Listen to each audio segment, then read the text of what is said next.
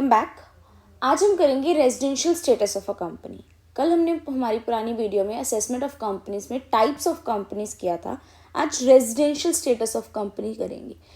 Companies की tax assessment के लिए रेजिडेंशियल स्टेटस बहुत ही इंपॉर्टेंट रोल प्ले करता है कि कंपनी का रेजिडेंशियल स्टेटस क्या है।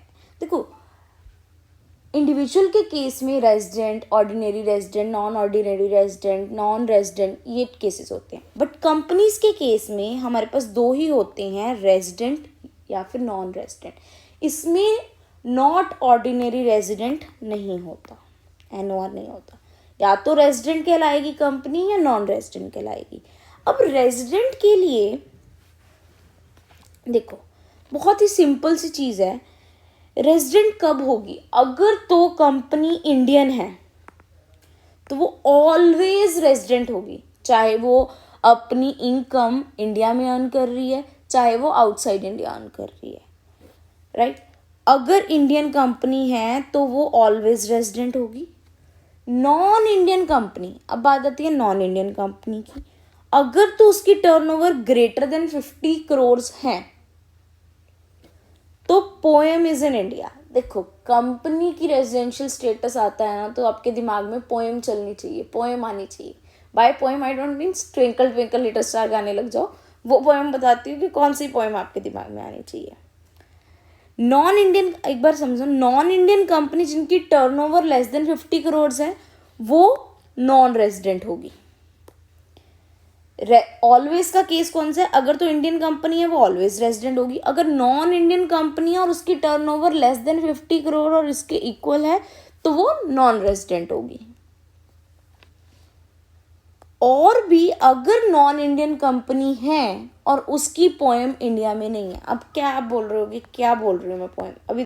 अब देखो, व्हाट इज पोएम? पोएम क्या है? P stands for place, O stands for off, E stands for effective and M stands for management. Place of effective management.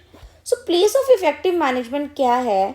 जहाँ पर आपकी बिजनेस की एंटिटी के की मैनेजमेंट और कमर्शियल डिसीजन जिस प्लेस पे लिए जाते हैं उसे बोलते हैं place of effective management.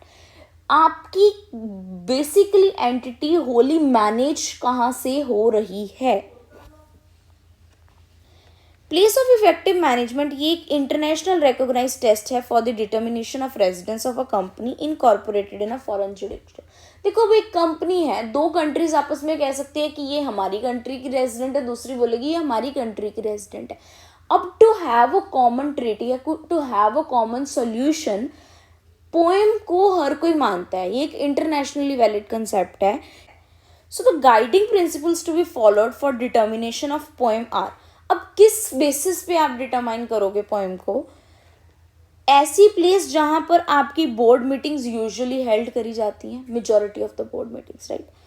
Place जहां पर CEO और अदर सीनियर एग्जीक्यूटिव सारी एक्टिविटीज को कैरी आउट करते हैं। सबसे पहले कि आपकी बोर्ड मीटिंग्स कौन सी प्लेस में हो रही है, वो प्लेस जहां पर CEO and senior executives carry out करेंगे आपके अपनी एक्टिविटीज। जहां पर सीनियर मैनेजमेंट होती है डे टू डे ऑपरेशंस की, जैसे डे टू डे ऑपरेशंस हो रहे हैं उसकी सीनियर मैनेजमेंट, उसको मैनेज कहां पर किया जाता है, नॉट द मिडल एंड उसकी सीनियर मैनेजमेंट की डिसीजंस जो उसके डे टू डे ऑपरेशंस के बारे में वो किस प्लेस पे लिए जा रहे हैं। कहां पर आपका हेडक्वार्टर है कंपनी का, और the place where accounting records of the company, कहाँ पर अकाउंटिंग रिकॉर्ड्स कैप्ट किए जाते हैं। देखो, ये मैंने थोड़ा जनरली लिखा है, बट अगर आप इसको इन डिटेल में पढ़ने जाओगे बहुत सारे पेजेस हैं और बहुत सारी एक एक चीज़ डिटेल में बताई गई है। But from our exam point of views अगर हम जनरल इतना लिखते हैं कि इस तरह से place of effective management is decided, I think that's enough. देखो, एक एग्जाम्पल के साथ भी समझते हैं कि प्लेस ऑफ इफेक्टिव मैनेजमेंट कैसे है। A लिमिटेड और B limited are registered in India and USA। देखो, जो A है वो इंडिया में रजिस्टर्ड है, जो B लिमिटेड है वो USA में, USA बेस्ड कंपनी है, राइट।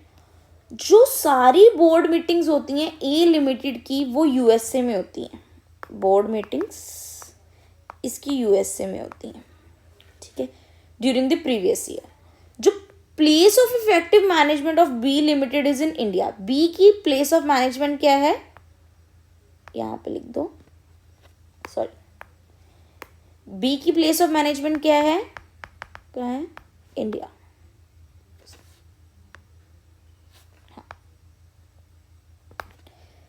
और टर्नओवर ग्रेटर देन 50 करोड़ है। Determine the residential status of the assessment year. Residential status के लिए अब आप बताओ, जो ए लिमिटेड है इंडिया बेस्ड कंपनी है, बट उसकी जो बोर्ड मीटिंग्स हैं वो यूएसए में हो रही है, basically poem is in USA, अगर हम इसे, बट अगर वो इंडियन कंपनी है तो वो ऑलवेज क्या होगी, रेजिडेंट। अब देखो, यूएसए बेस्ड कंपनी है बट उसकी पोएम कहाँ हो रही है, प्लेस ऑफ इफेक्टिव मैनेजमेंट कहाँ है, इंडिया के अंदर है। टर्नओवर कितनी है, ग्रेटर देन 50 करोड़। हमने क्या बोला था, रेजिडेंट होने के लिए नॉन इंडियन कंपनी की टर्नओवर 50 करोड़ से ज़्यादा होनी चाहिए और उसकी प्लेस ऑफ इफेक्टिव मैनेजमेंट कहाँ होनी चाहिए, इंडिया में। तो ये कंपनी क्या होगी, रेजिडेंट। ये भी रेजिडेंट होगी, ये भी रेजिडेंट होगी। चाहे इंडियन कंपनी है, उसकी बोर्ड मीटिंग या प्लेस ऑफ मैनेजमेंट आउटसाइड भी है, तो भी वो कंपनी क्या कंसीडर होगी, रेजिडेंट। अगर नॉन इंडियन कंपनी है और उसकी place of effective management India में है और उसकी टर्नओवर ग्रेटर देन 50 करोड़ है, तो वो रेजिडेंट। तो देखो, हम रेजिडेंट को एक बार फिर से रिवाइज करते हैं। देखो, दो तरह की कंपनीज है हमारे पास, इंडियन और फॉरेन, राइट। इंडियन कंपनी है तो वो ऑलवेज रेजिडेंट है। फॉरेन कंपनी में दो चीजें हैं, turnover greater than 50 crore, less than equals to 50 crore. ये क्या है, जस्ट सेकंड, ये है ऑलवेज रेजिडेंट। ये क्या हो जाएगी, नॉन रेजिडेंट। अब 50 करोड़ से ज्यादा है, यहां पे आपकी दो चीजें आ जाती हैं, in India, not in India. तो ये जो कंपनी है बेसिकली ये आपकी क्या हो जाएगी, नॉन रेजिडेंट, और ये जो कंपनी है ये आपकी क्या हो जाएगी, रेजिडेंट। तो सी, कंपनी इंडियन है या फिर फॉरेन है, आउटसाइड इंडिया है, ठीक है। तो वो अगर इंडियन है तो ऑलवेज रेजिडेंट है। फॉरेन में हमारे पास दो कैटेगरीज है, turnover greater than 50 crore, less than equals to 50 crore. Greater than में अगर लेस देन 50 करोड़ है तो नॉन रेजिडेंट है। ग्रेटर देन में वी हैव टू केसेस, अगर place of effective management India में है तो वो रेजिडेंट है, place of effective management India में नहीं है तो वो नॉन रेजिडेंट है। So hope you are clear with the residential status of a company. Now let's moving on to the next topic, incidence of tax scope of total income. Basically अगर तो वो resident है तो उसको अपनी Indian income plus foreign income पे tax देना है। अगर वो नॉन रेजिडेंट है तो उसको सिर्फ अपनी इंडियन इनकम के ऊपर टैक्स पे करना है। बहुत ही सिंपल सी चीज़ है, रेजिडेंट है तो Indian plus foreign income both, non resident है तो इंडियन इनकम। अब पता लगा कि क्यों ज़रूरी है रेजिडेंशियल स्टेटस।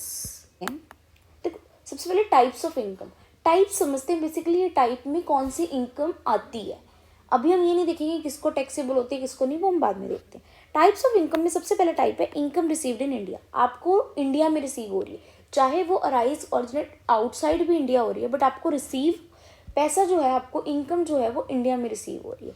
अगर आपको फर्स्ट रिसीव इंडिया में हो रही है, अगर वो पहले आपको आउटसाइड इंडिया रिसीव हो रही है और फिर आप ट्रांसफ़र कर रहे हो या फिर आप रेमिट कर रहे हो या फिर इंडिया में लेके आ रहे हो, तो वो इनकम इस कैटेगरी के अंदर नहीं आएगी, income received in India. First original आपको इंडिया में रिसीव होनी चाहिए। Then is deemed to be received in India, जो समझा जा रहा है कि वो आपको अब इंडिया में रिसीव होगी। ये कौन सी इनकम होती है, these incomes are actually not receive. ये आपको अभी इनकम रिसीव नहीं हुई है बट आपके अकाउंट में क्रेडिट हो गई है, to be paid later at date और इन अ फ्यूचर। आपकी ही इनकम है बट वो आपको अभी रिसीव नहीं हुई है, आपके अकाउंट में क्रेडिट होगी है बट आपको फ्यूचर में मिलेगी। लाइक जैसे कि हमारा पीएफ फंड होता है, एम्प्लॉयर का contribution to PF fund, employer ने पैसा दे दिया है, वो आपको अभी रिसीव नहीं हुआ, वो आपके पीएफ फंड अकाउंट में चला गया है और वो आपको फ्यूचर में तो मिलेगा पैसा। बेसिकली इनकम आपकी है, आपको ही रिसीव होनी है और वो इंडिया में रिसीव होनी है on a future date. Interest accrued on provident fund balance. तो deem to received in India में ये आती हैं कैटेगरीज। इनकम एक्रूइंग और अराइजिंग इन इंडिया, एक्रू करना अराइज करना सेम ही बात है। Income accrues where source is situated, जहाँ पे आपका सोर्स ऑफ इनकम सिचुएटेड है। अगर सोर्स इंडिया में है then income from this sources will be accruing in India. अगर आपको इनकम इंडिया से हो रही है, जैसे for example salary accrues where service render, आपने सर्विस इंडिया में रेंडर करी और आपको सैलरी भी इंडिया में मिल रही है, तो आपकी इनकम एक्रू और अराइज कहाँ हो रही है? इंडिया में। Rent accrues where house property, आपकी इंडिया में हाउस प्रॉपर्टी है तो वो रेंट कहाँ, रेंटल इनकम कहाँ एक्रू अराइज होगी? आपकी इंडिया में। अगर आपकी हाउस प्रॉपर्टी फॉरेन में है तो वो रेंटल इनकम कहाँ अराइज होगी? फॉरेन में। सो इनकम अराइज और एक्रू कहाँ करती है? जहाँ पे सोर्स इज सिचुएटेड। इनकम, अब next category deem to accrue और अराइज इन इंडिया। अगर वो डीम टू एक्रू और अराइज कर रही है, इनकम एक्चुअली एक्रू हो गई है outside India, but under section 9 these are deem to accrue in India. अब ये एग्जाम्पल कैसे? जैसे कि इनकम जो है वो एक्रू हुई है आउटसाइड, बट कुछ इस सेक्शन के अकॉर्डिंग ये डीम कहाँ, डीम टू एक्रू किस में होनी थी? इंडिया में। आप सैलरी पे कर रहे हो, अपनी गवर्नमेंट सैलरी पे कर रही है अपने एम्प्लॉयज़ को जो पोस्टेड अब्रॉड है। जैसे कि आपने रॉ एजेंट्स देखी हैं, वो काम तो इंडिया के लिए कर रहे होते हैं, पेमेंट भी उनको इंडियन गवर्नमेंट कर रही है, बट वो सिचुएटेड कहाँ है? आउटसाइड इंडिया, तो उनका स्कोप कहाँ है? आउटसाइड इंडिया है। Pension paid outside India for the service render. अब देखो गवर्नमेंट में नहीं, अब देखो सर्विस उन्होंने इंडिया में रेंडर करी, जैसे आर्मी ऑफिसर है उसने सर्विस इंडिया में रेंडर करी एंड उसके बाद वो फॉरेन सेटल हो गए, तो गवर्नमेंट, इंडियन गवर्नमेंट उनको जो पेंशन पे कर रही है वो इस कैटेगरी में आएगा, डीम्ड टू एक्रू और अराइज इन इंडिया। वो उसका सोर्स बेसिकली वो पर्सन तो आउटसाइड इंडिया है, बट इंडिया में सर्विस रेंडर करने के लिए जो उसको पेंशन मिल रही है अब्रॉड में, वो क्या हो जाएगी? उसकी इस कैटेगरी की इनकम। अब देखो ये हमने कैसे करना है, इनकम एक्रू और अराइज और इनकम डीम टू एक्रू और अराइज।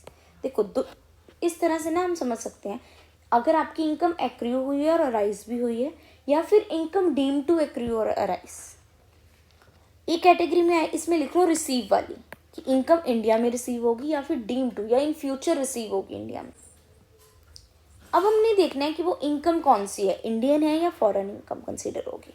देखो अगर इनकम एक्रू हो रही है या फिर डीम टू एक्रू हो रही है इंडिया में ही और रिसीव भी इंडिया में ही हो रही है, तो वो कौन सी इनकम कहलाएगी? इंडियन। एक्रू और डीम टू एक्रू हो रही है इंडिया में, बट आपको इनकम जो है वो रिसीव कहाँ होगी? आउटसाइड इंडिया, तो भी वो इंडियन इनकम कहलाएगी। इनकम एक्रू और डीम टू एक्रू और अराइज आउटसाइड इंडिया होनी है, बट आपको रिसीव कहाँ हो रही है? इंडिया में, तो भी वो कौन सी इनकम कंसीडर होगी? Indian income. अगर इनकम एक्रू और deem to accrue outside India हो रही है और रिसीव भी आपको आउटसाइड इंडिया हो रही है, तो वो कौन सी इनकम कंसीडर होगी? Foreign income. Right, hope you are clear with this classification and the types of income. So आपको ये तो पता ही, रेजिडेंट को अपनी Indian income plus foreign income दोनों पे टैक्स देना पड़ता है, नॉन रेजिडेंट को सिर्फ अपनी इंडियन इनकम के ऊपर टैक्स पे करना पड़ता है। So this is all about the incidence of scope of tax of total income.